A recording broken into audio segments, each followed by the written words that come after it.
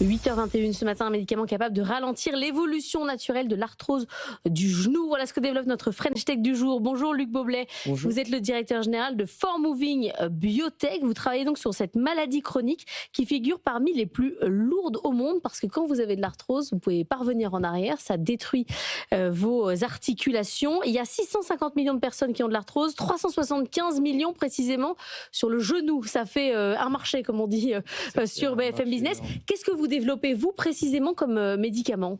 Donc nous, on se positionne comme le premier médicament de fond de l'arthrose, c'est-à-dire capable d'adresser à la fois la phase symptomatique, donc tout ce qui est douleur, et la phase de dégradation du cartilage. Donc on serait en capacité, comme vous le dites, d'altérer le cours naturel de la maladie en soulageant les patients tout en ralentissant la progression de la maladie.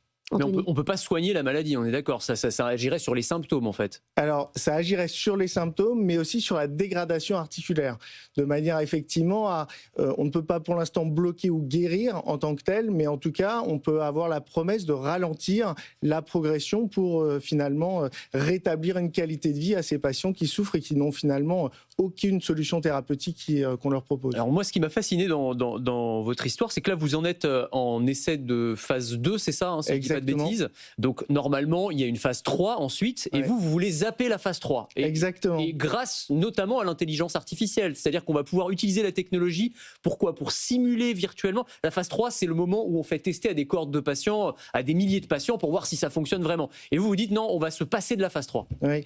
La grande problématique pour l'arthrose, comme d'autres maladies chroniques, c'est comment finalement on adresse dans un contexte d'essai clinique une maladie qui s'étend dans le temps.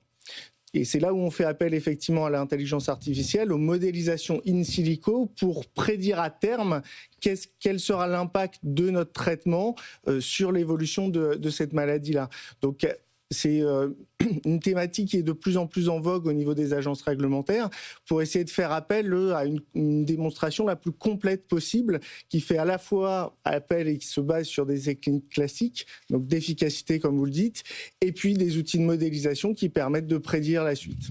Et du coup, à la fin, on peut vous dire, OK, pas de phase 3 Alors, c'est effectivement notre pari. On a engagé de multiples discussions, que ce soit avec l'Agence européenne, l'EMA, et la FDA aux États-Unis, qui sont tout à fait ouvertes et enclines à considérer ce qu'on appelle un accelerated approval ou un conditionnel approval en Europe pour pouvoir effectivement skipper la phase 3 et enregistrer après une phase 2B pivotale. Ça s'est déjà fait. Il y a déjà un médicament qui est sorti sur le marché sans être passé par cette grande phase de test clinique. Il y en a plusieurs effectivement et notamment dans un contexte de repositionnement ou régénération de molécules. On va peut-être en parler de notre mécanisme d'action qui finalement tire parti d'une molécule éprouvée, déjà commercialisée et qui rassure les agences sur le profil pharmacologique et de sécurité qui a été établi au travers des années précédentes. Parce que votre molécule, elle existe déjà sur le marché. Elle est utilisée pour autre chose. Exactement. Donc originellement, c'est une vision assez audacieuse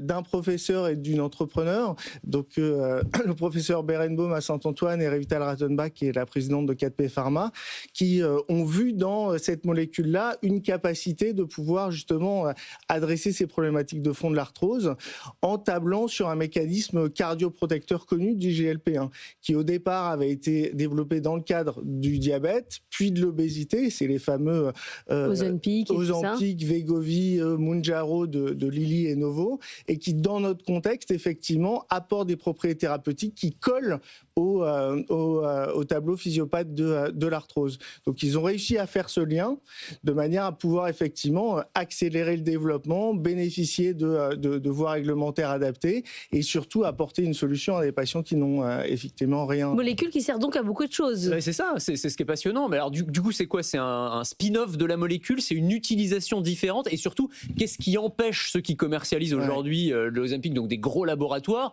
de faire ce que vous faites finalement ? Tout à fait. Donc en termes de mécanisme d'action, ce que Francis et Revital ont mis en évidence, c'est l'expression pléiotropique du récepteur, donc du GLP-1, au niveau de l'ensemble des composantes de l'articulation. Vous avez dit cliotropique, c'est quoi ? Pléiotropique. Alors il faut que vous nous expliquiez. Donc pléiotropique, c'est une expression large à différents endroits, puisqu'effectivement le GLP-1, le récepteur au GLP-1 se trouve à de nombreuses parties dans le corps.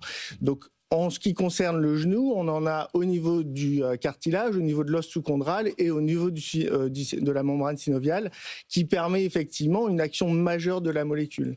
Et le génie et l'audace effectivement de cette initiative repose sur des brevets dits de classe, c'est-à-dire que la société a déposé des brevets qui bloquent l'utilisation de tous les GLP-1 analogues dans le contexte de l'arthrose. Donc vous prenez les gens de Lilly, vous prenez les gens de ils peuvent pas utiliser ils peuvent pas utiliser leur propre molécule dans un contexte de traitement pour l'arthrose. Et alors pourquoi ça traite l'arthrose du genou et pas autre chose?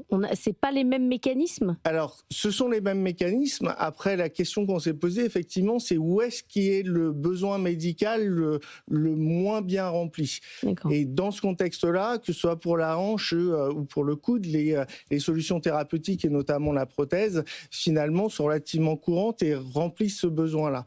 En ce qui concerne le genou, d'abord, vous avez bon nombre de personnes qui ne sont pas éligibles. Et puis, la prothèse est souvent mal tolérée et ne répond pas effectivement à la problématique de santé. Et ça prendra quelle forme? C'est une injection? C'est un médicament qu'on injecte? Alors, c'est une injection en intra-articulaire, donc directement dans le genou, et qui a un effet effectivement qui dure dans le temps. Vous venez de lever 12 millions d'euros. On ne voit pas beaucoup là, de levées autour de 10, notamment dans les biotech. Ça a été compliqué ou pas? La tendance est compliquée, effectivement. Après, on va dire, elle est compliquée depuis toujours dans la biotech. Ce qui est difficile, c'est d'être finalement à un point de jonction où on est en clinique, on n'a pas encore les résultats, donc on a des promesses.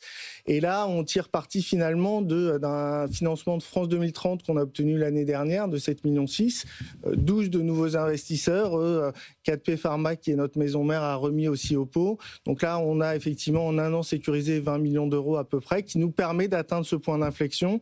Et j'aime à penser effectivement que le prochain tour sera facilité avec des données cliniques qui seront convaincantes. Merci beaucoup Luc Boblet d'être venu ce matin, directeur général de 4Moving Biotech.